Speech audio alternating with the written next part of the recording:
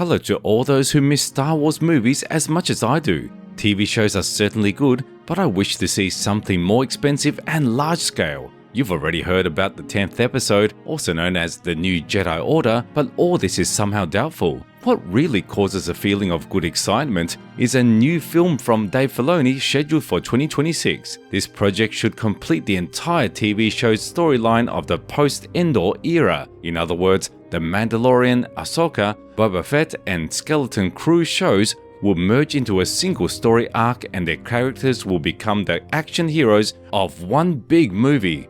This is somehow comparable to the Avengers or the Justice League. A lot of time has passed since the official announcement, but somehow I have never dedicated a separate video to this film. Although a lot of news has accumulated recently, I think now is the time to catch up and enlighten you in everything that is known about the film at the moment. And I just want to clarify the release date to you. Lucasfilm is aiming to release the picture in 2016, but as we know, the company rarely executes anything according to a plan, and almost every new project is always postponed. Everything will depend on when the 4th season of The Mandalorian and the 2nd season of Ahsoka will be released, and they will start from this. Consequently, all the key characters of The Mandalorian, Book of Boba Fett, and Skeleton Crew will appear in the film, as well as the Ghost team fully assembled, including Ahsoka. We should also expect the appearance of Luke Skywalker and possibly Han Solo, Chewbacca, and his young son, Ben, also known as Kylo Ren.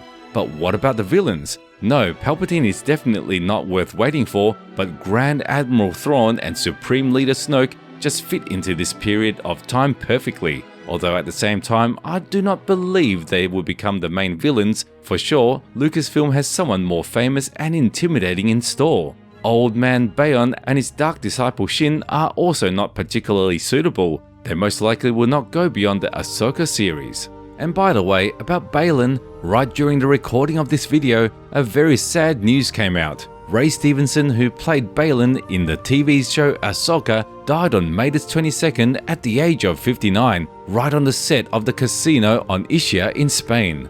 I have no words. Ray was an incredibly talented actor, and behind his back, a whole series of extremely successful projects: Black Sails, Vikings, King Arthur, Rome, The Book of Eli, Thor Ragnarok, and so on. He is also known for giving the voice to Gar Saxon.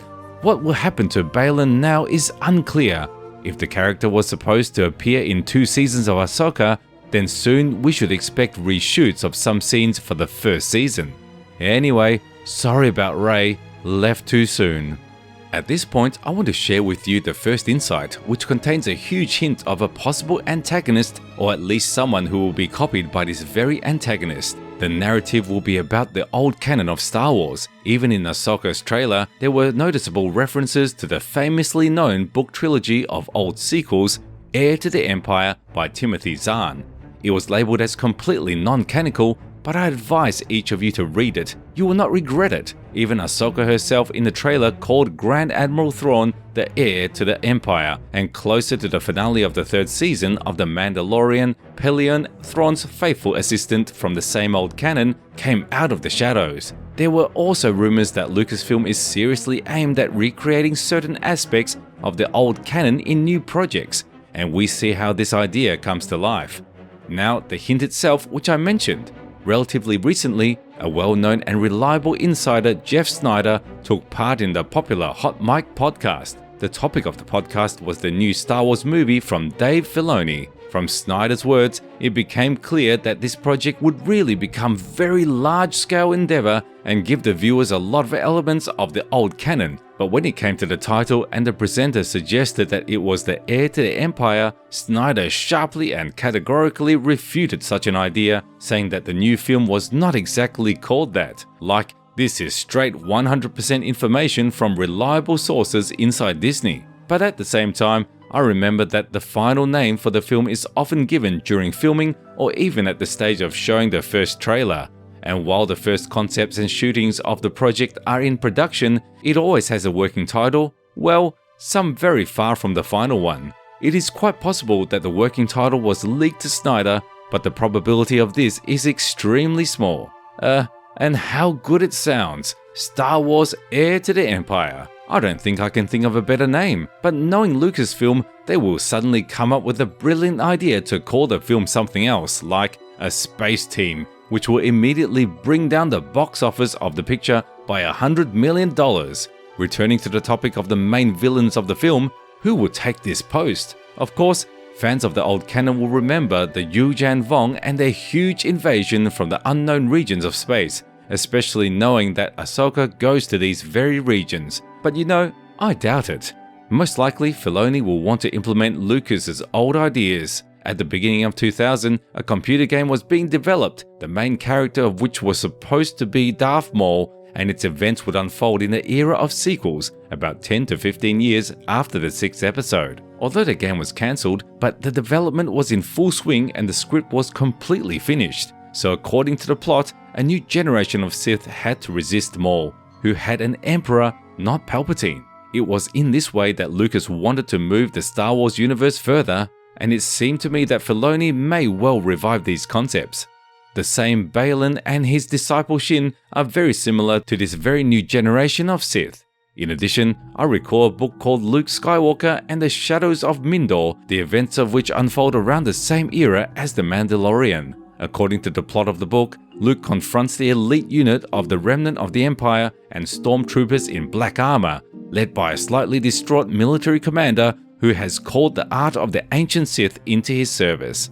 As you can see, there's already a tie for the return of the Sith. It would seem that all this sounds good, but deep down there is a doubt. Would Disney do this, or will the company still force Filoni to push a sequel theme with Snoke and the First Order? And the truth is, everything can end up with the Supreme Leader Snoke becoming the main villain and destroying all the heroes. I wouldn't like that. And the last thing that is known about the film is full-fledged flashbacks from the Clone Wars and the Rebels.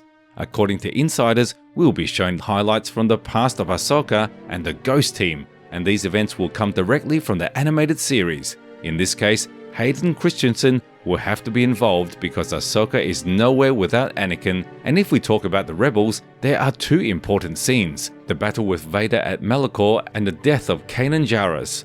I really hope so. What conclusion can be drawn from all this? Lucasfilm are really determined to complete the TV show series with a big and epic movie, and apparently the budget of this project will exceed $300 million. So many heroes, so many events, really the level of Infinity War, no other way. You know what's funny? I remember 2015, then episode 7 came out, which was not so warmly received, and exactly a year later, the premiere of Rogue One took place, and it came out so good that everyone forgot about the 7th episode. The Rogue acted as a tank that took all the damage on itself, closing the failure of its predecessor. And now a similar picture can be seen on the horizon. A dubious new Jedi Order movie is planned for 2025, and something more serious is planned for 2026, which will surely be accepted by fans. The main thing is that our extremely high expectations do not turn out to be in vain. Otherwise, we will dream up something fierce for ourselves, and the output will be like The Rise of Skywalker. So far, this is the information for today, but do not hesitate to share your thoughts about everything you heard in the comments. What are your expectations from Dave Filoni's film, and what would you like to see in it? I'm saying goodbye to you for a while. See you soon.